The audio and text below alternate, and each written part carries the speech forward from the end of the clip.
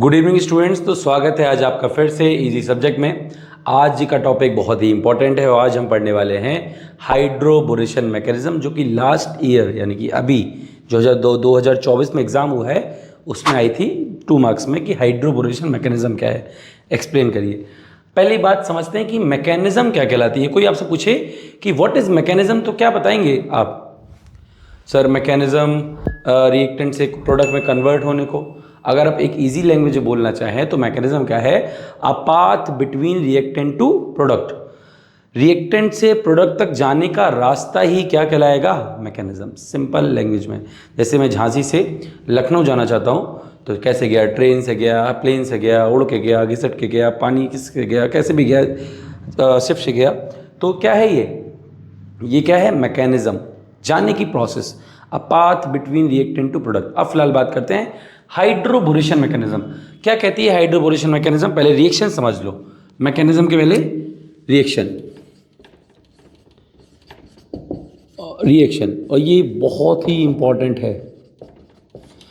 जो रिएक्शन हमारा alkene RCH double bond CH2 react करता है जैसे B2S6 के साथ।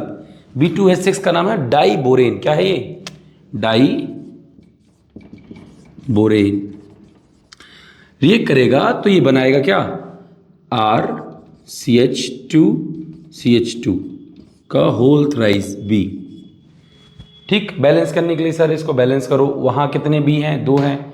यहाँ कितने? 1, तो यहाँ 2 से मल्टीप्लाई कर दिए। उस चक्कर में ये कितना हो गया? 6, तो यहाँ 6 लिख दो। डन। जैसे ही आप इसमें H2O2 सिलेक्ट कराते हैं इन द प्रेजेंस, और किसके प्रेजेंस में? NaOH की प्रेजेंस में, क्या होगा? ध्यान से देखना। ये बनाएगा RCH2CH2OH और साथ में BOH का होल थ्राइस। RCH2CH2OH और साथ में क्या निकला? BOH का होल थ्राइस। यानी कि इसको बैलेंस करोगे तो क्या आएगा? इधर आ जाएगा 6 और इधर आ जाएगा 2।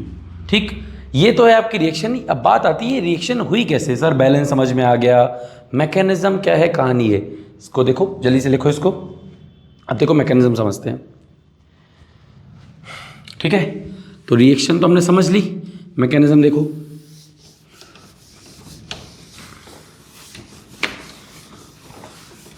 क्या कहती है मैकेनिज्म? मैकेनिज्म कह रही है सिंगल स्टेप मैकेनिज्म में, ध्यान देना कि देखो हमारे पास सपोज कि ये RCH double bond CH2 reaction करा रहे हैं B2S6 से। ये फॉर्मूला है इसका सिंपलेस्ट, यानी कि होल नंबर रेशियो कह सकते हैं। फिर एम्पेरिकल फॉर्मूला क्या बनेगा? BH3। डाइबोरेन को क्या लिख सकते हैं? BH3। तो आप यहाँ लिख सकते हो ये क्या है? BH3। तो इसको अगर हम BH3 लिख लें तो ये क्या हो जाएगा? ये बनाएगा B, इधर ये CH2, जो इसके पास एक H दिख रहा है, ये जो इसके पास एक H दिख रहा है वो कहाँ आ गया? इसके पास तो क्या बना? वो बना CH2 और ये as it is R। Sir 3 H थे, कहाँ गए? तो देखो एक और CH2 CH2 R, CH2 CH2 R। जैसे ही आपने इसमें H2O2 मिलाया, यानी कि H2O2 in the presence of NaOH, क्या होगा? ये H2O2 टूटेगा OH और OH में इस बॉन्ड पे जाके ब्रेक करेगा इसको। तो ये हो गया OH, ये हो गया OH, यहाँ के ये हो गया OH, ये हो गया OH, यहाँ जाके एक OH यहाँ, एक OH यहाँ। तो क्या दिखाई दे रहा है?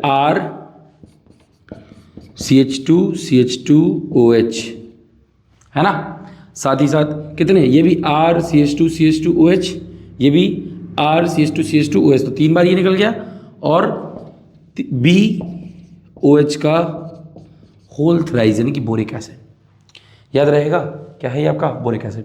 ये है थी आपकी हाइड्रोबोरेशन मैकेनिज्म। इसको ध्यान से लिखिएगा, समझिएगा, बहुत ही इंपॉर्टेंट है, एग्जाम में आई थी। ना मानो तो पुराने जाके पेपर देखो 2024 में जो भी हुआ है रिसेंटली, उसमें रायमंड टाइमन रिएक्शन, हाइड्रोबोरेशन मैकेनिज्म और आपका फ्रिडल-क्राफ्ट एसाइलेशन, एल्काइलेशन, ये सब मैकेनिज्म आई थी। बहुत इंपॉर्टेंट है आपके एग्जाम के पॉइंट ऑफ व्यू से। देखिएगा, पढ़िएगा, ना समझ में आए तो कमेंट करिएगा, दोबारा बता देंगे। Thank you.